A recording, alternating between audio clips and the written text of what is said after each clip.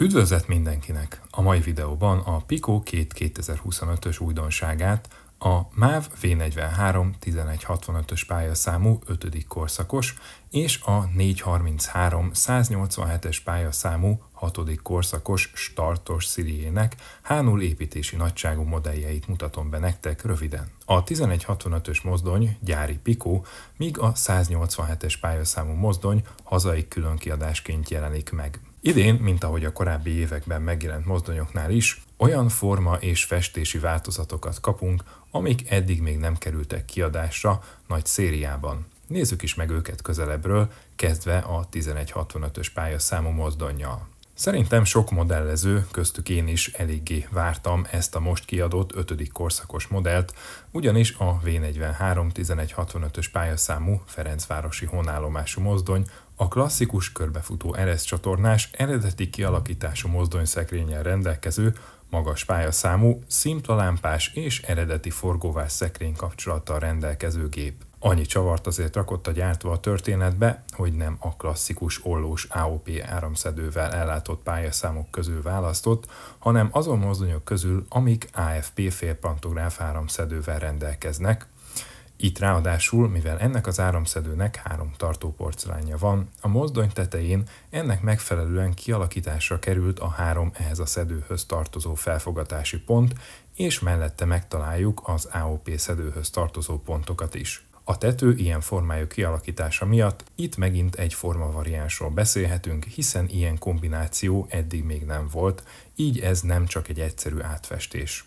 A visszapillantók és az egyéb részletek is a korszakra jellemző típusúak, ahogy a forgóváz is még az eredeti kialakítású. Apró részletek ezek, de mégis rendkívüli figyelmességre utalnak a gyártó részéről. A V43-asok modellezése azért se egy egyszerű dolog, mert nagyon sok különböző mozdony létezik, nagyon sok különböző verzióban léteznek, ugye nem csak a szekrény fő formája változott, hanem részletek tekintetében is elég sok variáció van a mozdonyoknál. A mozdony festése és feliratozása a 90-es évekbeli klasszikus 5. korszakos állapotot tükrözi, még zöld géptérrel és vezetőállással. A 1165-ös pályaszámú mozdony egészen a 2003-as V6E főjavításaig ebben a formában futott, így elsősorban 5. korszak elejé környezetben és szerelvényekkel tudjuk használni a modellt, amennyiben korszakhűségre törekszünk.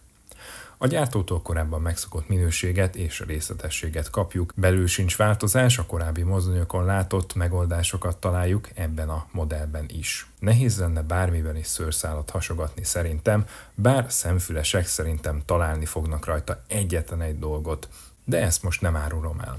A másik mozdony a MÁV Start 433 187-es pályaszámú dombóvári honállomású Cirmos Szílie. A választott pályaszám érdekessége, hogy tudtommal ő volt az elsőnek elkészült 3000-es szili, még 2007 novemberében futópróbázott először, majd utána állt forgalomba. A most kiadott modell a 2014 utáni 6. korszakos állapotot jeleníti meg, már startos VKM-mel, így elsősorban kortárs szerelvények élén tudjuk felhasználni a mozdonyt, tulajdonképpen ez az első olyan 6. korszakos szili, ami jelenleg modellezett környezetben startos vontatójárművek mellett is ugye használható.